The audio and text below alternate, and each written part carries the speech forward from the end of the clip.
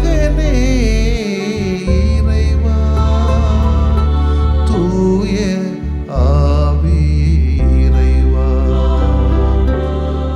உம்மை புகழ்கின்றோம்.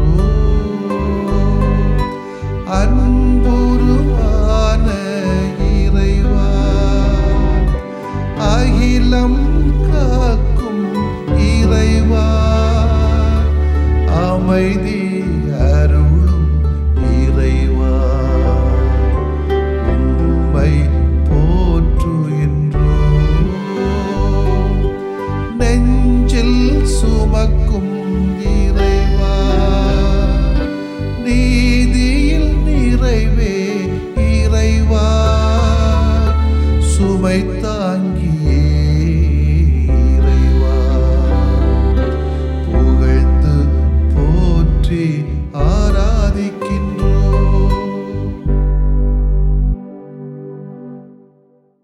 கடவுள் நம்முள் வாழ விரும்புவதைப் போல் நாம் ஏழையுருள் வாழ வேண்டும். அதுவே நிலை வாழ்வு.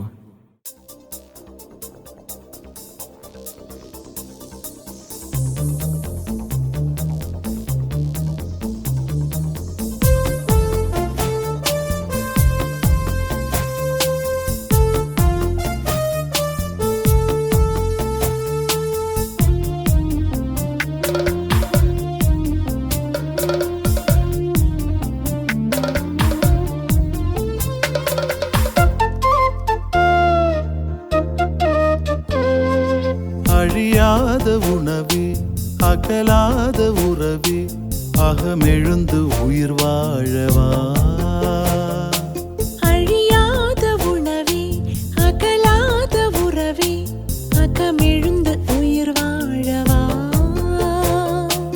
அழகான உந்தன் அன்பான சிந்தை, அழகான உந்தன் அன்பான சிந்தை, அகலாக்கி வழிகாட்டவா. ஆ ஆ ஆ ஆ ஆ. ஆ.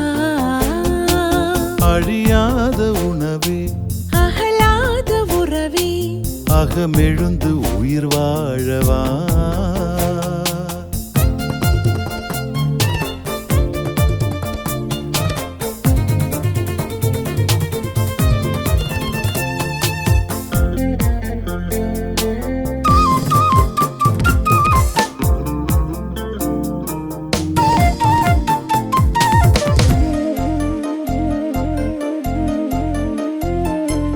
தனியாகும் போதும் தடுமாறும் போதும் தகைவில்லா நட்பின் துணையாகவா.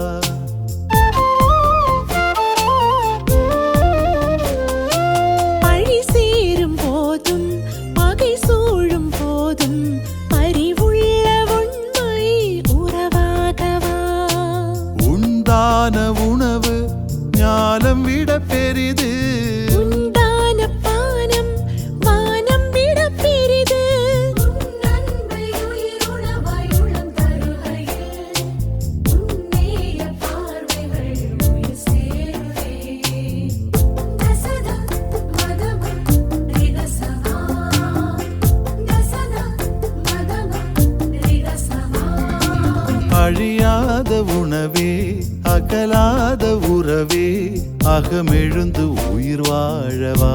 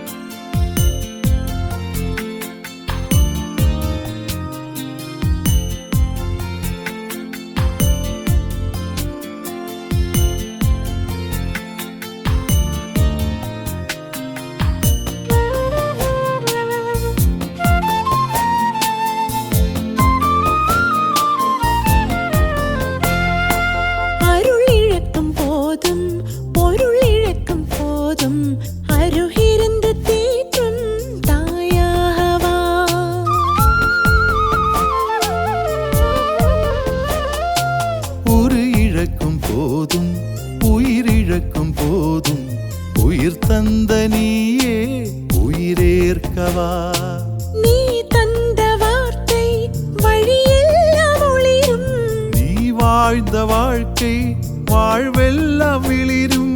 நிலையன்று நீ உணவாய் பகிர்ந்திடுகையில் தினம் வாழும் இறையாட்சி இகமெங்குமே.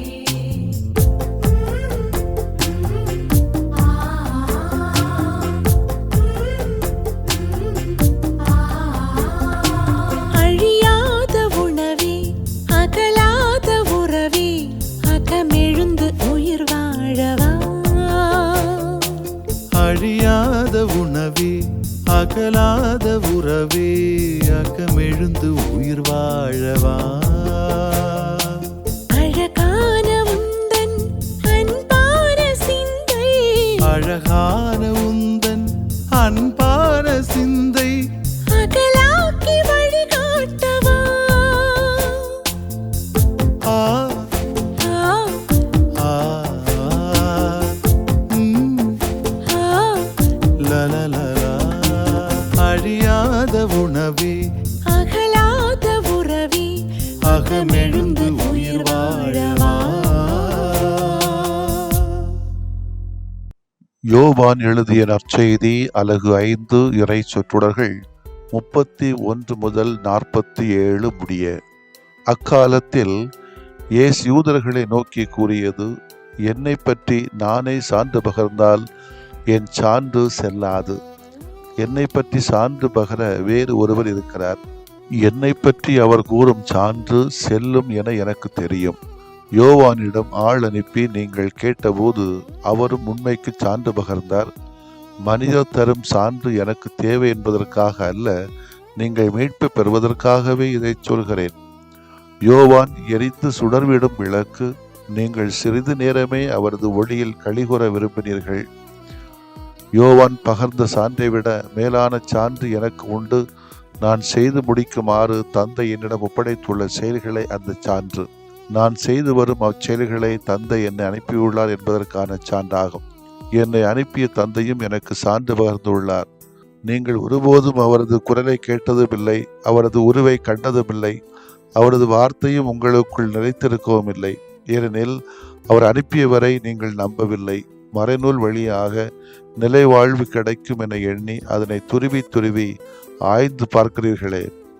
மறைநூலும் எனக்கு சான்று பகர்கிறது. வாழ்வு பெறுமாறு என்னிடம் வர உங்களுக்கு விருப்பமில்லை. மனிதர் தரும் பெருமை எனக்கு தேவையில்லை. உங்களை எனக்கு தெரியும், உங்களிடம் இறை அன்பு இல்லை. நான் என் தந்தையின் பெயரால் வந்துள்ளேன், ஆனால் என்னை நீங்கள் ஏற்றுக்கொள்ளவில்லை. வேறொருவர் தம் சொந்த பெயரால் வருவாரானால் அவரை நீங்கள் ஏற்றுக்கொள்வீர்கள். கடவுள் ஒருவரே, அவர் தம் பெருமையை நாடாது. ஒருவர் மற்றவரிடமிருந்து பெருமை தேடிக் கொள்கிறீர்களே, உங்களால் எப்படி என்னை நம்ப இயலும்? தந்தையின் முன்னிலையில் உங்கள் மேல் குற்றம் சுமத்தப் போகிறவர் நான் என நினைக்காதீர்கள். உங்கள் சார்பாக நிற்பார் என நீங்கள் எதிர்பார்க்கும் மோசேயே உங்கள் மேல் குற்றம் சுமத்துவார். நீங்கள் மோசேயை நம்பியிருந்தால் என்னையும் நம்பியிருப்பீர்கள். ஏனெனில் அவர் என்னை பற்றி தான் எழுதினார். அவர் எழுதியவற்றை நீங்கள் நம்பவில்லை என்றால் நான் சொல்பவற்றை எவ்வாறு நம்பப் போகிறீர்கள்? ஆண்டவரின் அருள்வாக்கு. இறைவா உமக்கு நன்றி. கிறிஸ்து இயேசுவிலே பிரியமுள்ள சகோதரிகளே சகோதரிகளே, நாம் வாழ்கின்ற இந்த நவீன உலகத்திலே உண்மையாகவே வெளிப்படையாகவே நேர்மையாகவே பேசுகின்றவர்களை யார் என்று சாட்சியம் தேடுகிற இந்த உலகம். அதே வேளையிலே முழுக்க முழுக்க சொல்வதும் செய்வதும் கெட்டத்தனம், அயோக்கியத்தனம், தவறுகள், பொய் என்று நிரூபிக்கப்பட்டாலும் அவர்களை தண்டிக்கவோ கண்டிக்கவோ பயப்படுகிற உலகம். அது ஜாதியை பார்த்து, பணத்தை பார்த்து, அதிகாரத்தை பார்த்து, நட்பை பார்த்து செய்கின்ற ஒரு செயலாக இன்றைக்கு பார்க்கத்தான் செய்கிறோம். ஒருவனை அடிக்க வருகின்ற இன்னொருவனை பிடித்து வைக்காமல் அடிக்கப்படுகின்ற ஒருவரை பிடித்து கட்டி வைத்து கொண்டு நீ அடி அடி என்று சொல்வது போன்று இன்றைய சமூகத்தினுடைய போக்கையும் நான் பார்க்கிறேன். பல வழிகளில் இவர்கள் குற்றவாளிகள் என தெரிந்தாலும் கூட கண்டும் காணாமல் போகின்ற சாட்சிகள் இன்றைக்கு சமூகத்திலும் சமயத்திலும் திருச்சபையிலும் இருக்கத்தான் செய்கிறது. அரசியலை விட மாய உலகம், போலி உலகம், பொய் உலகம் இதற்கு சான்றுகள் கேட்பதில்லை. ஆனால் நல்லது, உண்மை, நேர்மைத்தனம், வெளிப்படைத்தனம் என்று இறைவாக்குரைக்கின்ற இறைவாக்கினர்களையும் இறைவாக்குகளையும் நம்பாமல் அதற்கு சான்றுகள் தாருங்கள் என்று கேட்கக்கூடிய அசிங்கமான உலகத்திலே தான் நீங்களும் நானும் பயணித்துக் கொண்டிருக்கிறோம்.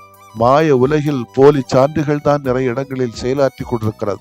ஒருபுறம் இடங்கள் கேட்பாரின் இருந்தால் அரசியல் முதலைகள் அதற்கு போலி சான்று தயார் செய்து தன்மையப்படுத்துகிறார்கள் போல சமூகத்தில் பல காரியங்கள் நடக்கத்தான் செய்கிறது. இன்னொரு புறம் திறமைசாலிகள் ஒதுக்கப்பட்டு பணப்பினாமிகளின் பண வலிமையால் போலி சான்றுகள் தயார் செய்து சில முக்கியமான கல்வி இடங்களை ஆக்கிரமித்து கூட கொள்கிறார்கள். மற்றொரு புறம் பார்த்தோம் என்றால் உண்மையாக உழைத்து மக்கள் மத்தியிலே என்றும் நீங்காத நினைவிலைகளாக வாழக்கூடிய தலைவர்களின் பெயரையோ அல்லது சின்னங்களையோ பயன்படுத்தியவர்கள் போலி சான்றுகளாக செயல்பட்டு கொண்டிருக்கிறார்கள். நாகரிகம் வளர வளர பொய் போலி சான்றுகளின் எண்ணிக்கையும் அதிகரித்து கொண்டே இருக்கிறது என்பதுதான் உண்மை. ஆனால் இயேசுவின் சான்று எப்படிப்பட்டதாக இருந்தது என்பதைத்தான் இன்றைய இறைவார்த்தை வழியாக நாம் சிந்திக்க வேண்டியிருக்கிறது. இயேசுவுக்கான சான்று திருமுழுக்கு யோவானின் வார்த்தை. எதற்காக சான்று என்றால் யூதர்களுக்கு ஒரு எண்ணம், தன்னை மிஞ்சியவர்கள் யாருமே இருக்கக்கூடாது. இன்னைக்கு தான் அது நடக்குது. அதனால்தான் மக்களை அடிமைப்படுத்தினார்கள். இயேசு அந்த மக்களை ஆதரிக்கிறார். அவர்கள் மத்தியில் தான் அநேக புதுமைகளை நிகழ்த்துகிறார். யூதர்கள் எப்படியாவது இவனை ஒழித்துவிட வேண்டும் என்று நினைத்துதான் இத்தகைய புதுமைக்கான இயேசுவின் சான்று என்ன என்று கேட்கிறார்கள்.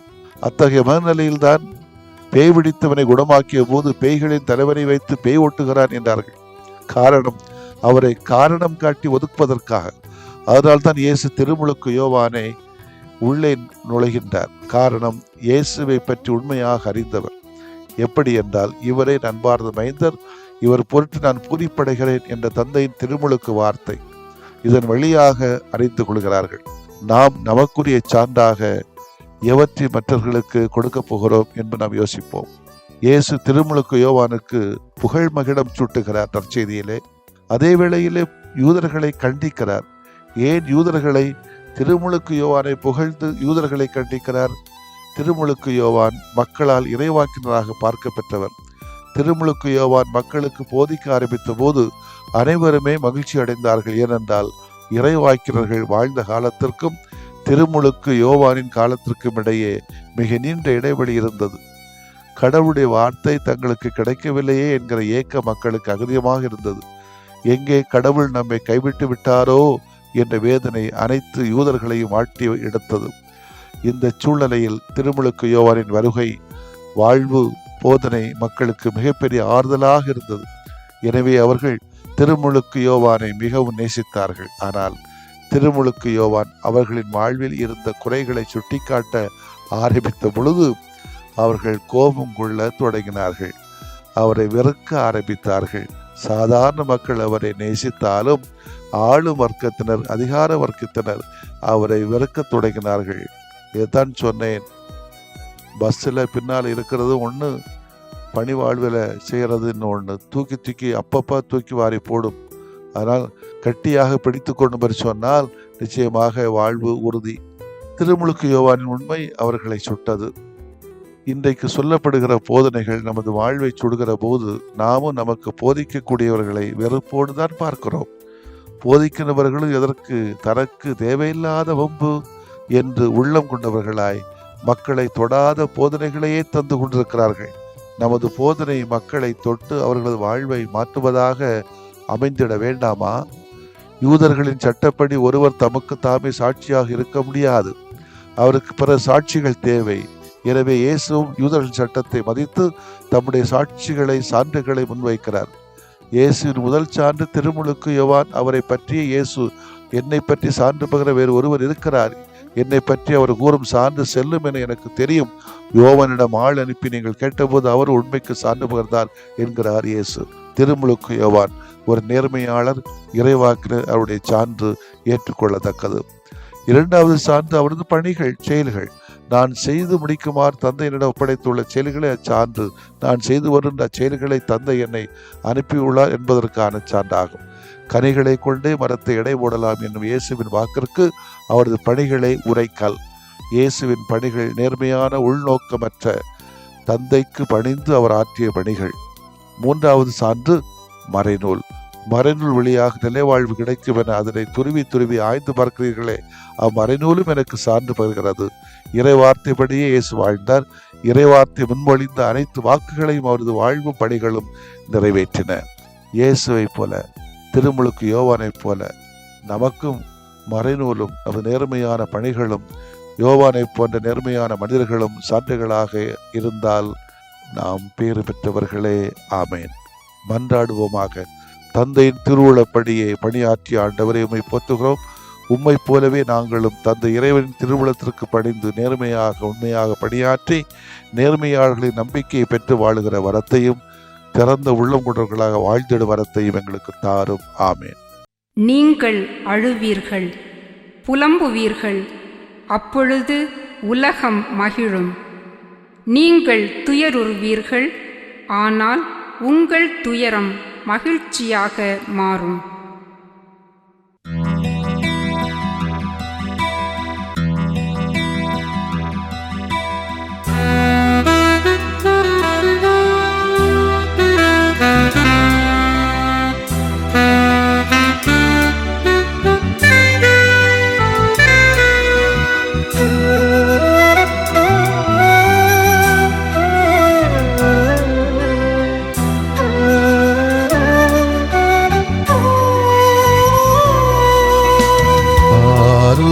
ஆறுதலான ஆண்டவரே, ஆதரவென்றும் எனக்கு நீரே.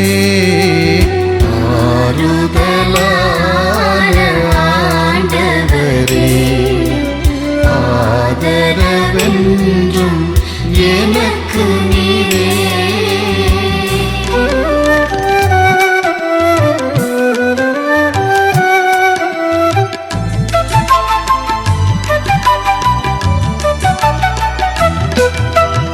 என் கவலை, என் கண்ணீர், என்னை வருத்தும் வேதனைகள்.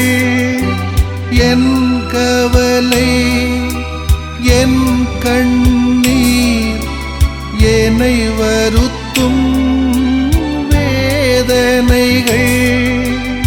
என் பயங்கள், நெருக்கடிகள் எல்லாம் ஏற்றனை தேற்றுமையா. என் பயங்கள், நெருக்கடிகள் எல்லாம் ஏற்றனை தேற்றுமையா.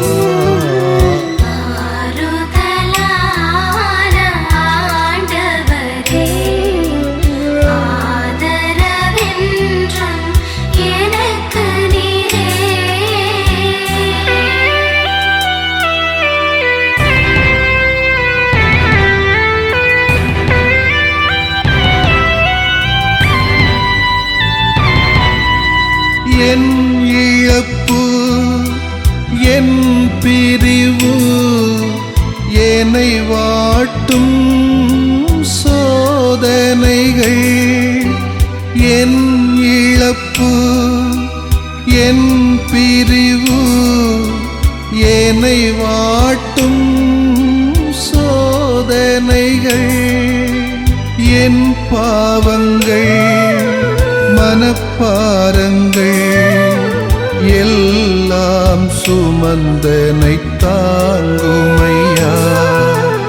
என் பாவங்கள், மனப்பாரங்கள் எல்லாம் சுமந்தனை தாங்குமையா.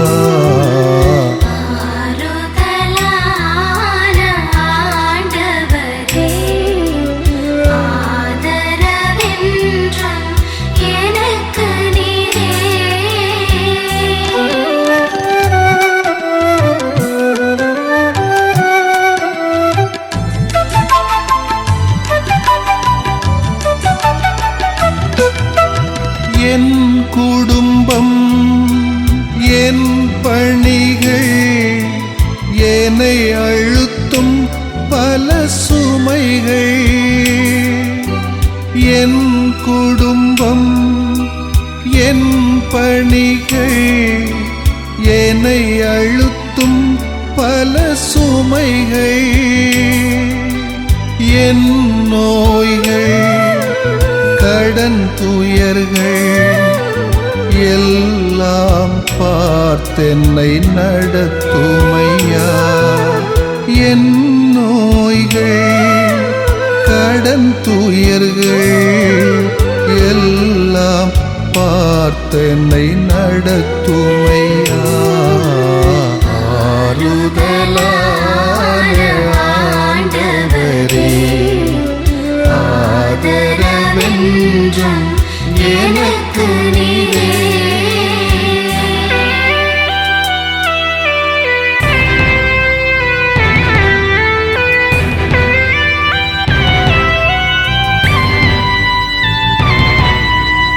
என் ஏக்கம், என் நோக்கம், என்னை தாக்கும் பழித்துரைகள்.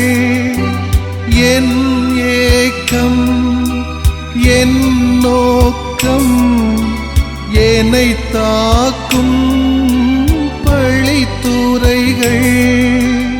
என் பலங்கள், பலவீனங்கள் எல்லாம் அறிந்தனையாளுமையா. என் பலங்கள், பலவீனங்கள் எல்லாம் அறிந்தனையாளுமையா. ஆறுதலான ஆண்டவரே, ஆதரவென்றும் எனக்கு நீரே. ஆறுதலான ஆண்டவரே, ஆதரவென்றும் எனக்கு நீரே.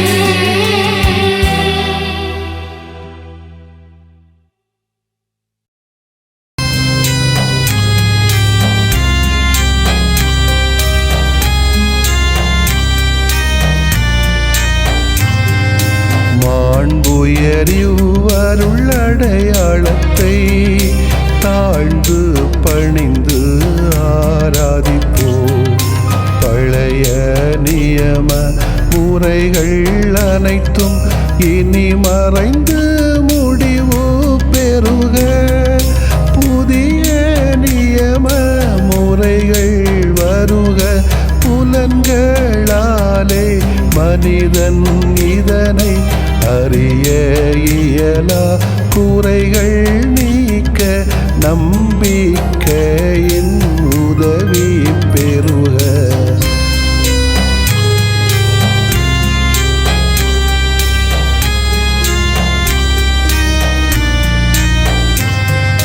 தந்தை அவர்க்கும் மகன் அவர்க்கும் புகழ்ச்சியோடு வெற்றியாக்கும்.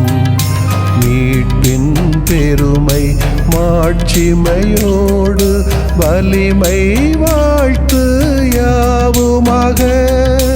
இருவரிடமாய் வருகின்றவராம் தூய ஆவியானவர்க்கும் அளவில்லாத சமப்புகழ்ச்சி என்றுமே உண்டாகுக. ஆமென். வானின்று அவர்களுக்கு அப்பமளித்தீரே, இனிமையெல்லாம் தன்னகத்தில் கொண்ட அப்பம் இதுவே. மன்றாடுவோமாக. இறைவா, இந்த வியப்புக்குரிய அருளடையாளத்திலே உம்முடைய பாடுகளின் நினைவை எங்களுக்கு விட்டு சென்றீ. உம் திருவுடல் திருநத்தமாகியவற்றின் தூய மறைபொருளை வணங்கும் நாங்கள் உமது மீட்பின் பயனை இடைவிடாமல் துய்த்து உணர்ந்து மகிழ அருள்வீராக. தந்தையாகிய இறைவனோடும் தூய ஆவியாரின் ஒன்றிப்பில் இறைவனா என்றென்றும் வாழ்ந்து ஆட்சி செய்கின்ற உம்மை மன்றாடுகிறோ.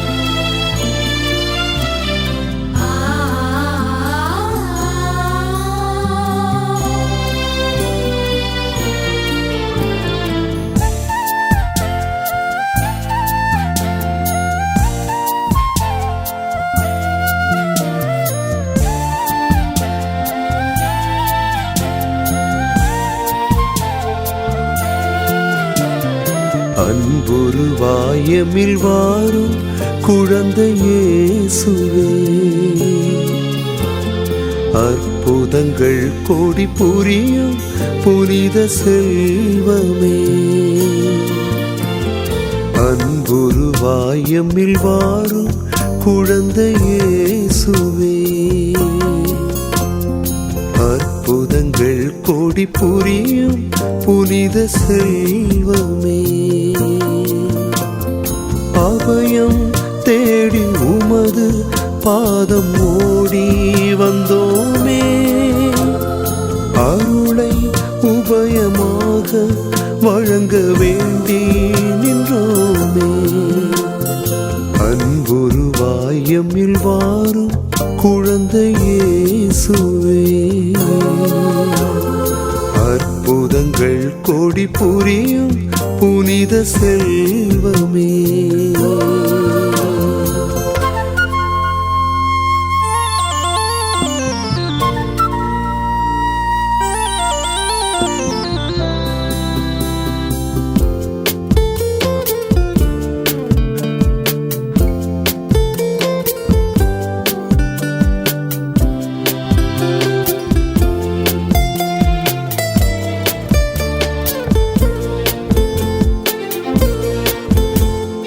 நீங்காத கவலைகள் நிழலாக தொடரவே, நிம்மதியோ புதிதானது நினைவோடு பயங்களும் நெருப்பாக வருத்தவே.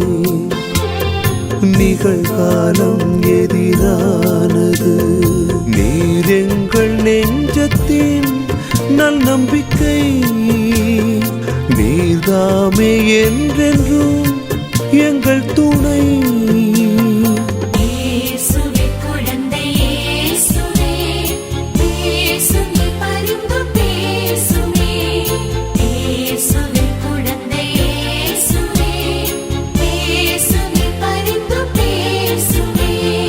அன்புருவாயமில் வாரும் குழந்தை இயேசுவே,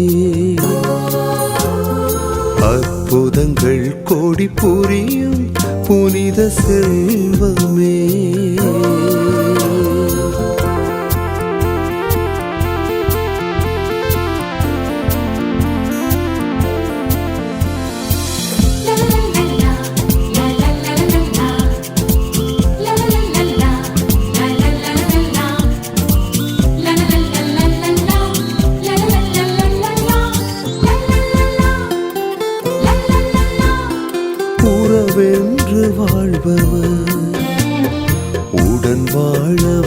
ஆண்டவர் உதறிடவே உயிர் வாடுது. உண்மையா பொய்மையா உளமறியா தவிப்பிலே உலகமே வியப்பானது. உதவிடும் அருள் எம் வழி, உயிர் தரும் மொழி எம் மொழி.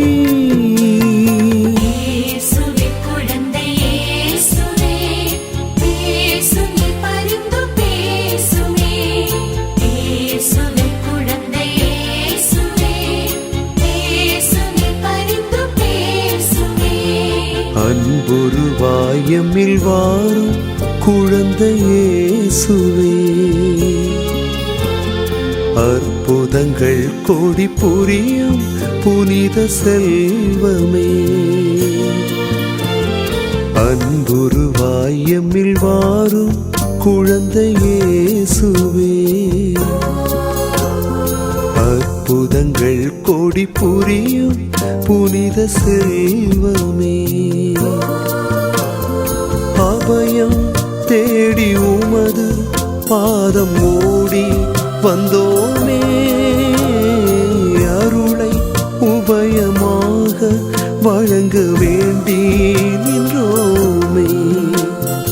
அன்புருவாய் எம்மில் வாரும் குழந்தை இயேசுவே.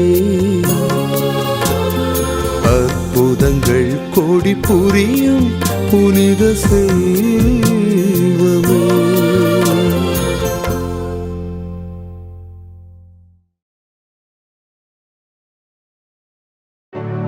நிலையான புகழுக்குரிய தூய இறை நன்மைக்கு எல்லா காலமும் தொழுகையும் புகழும்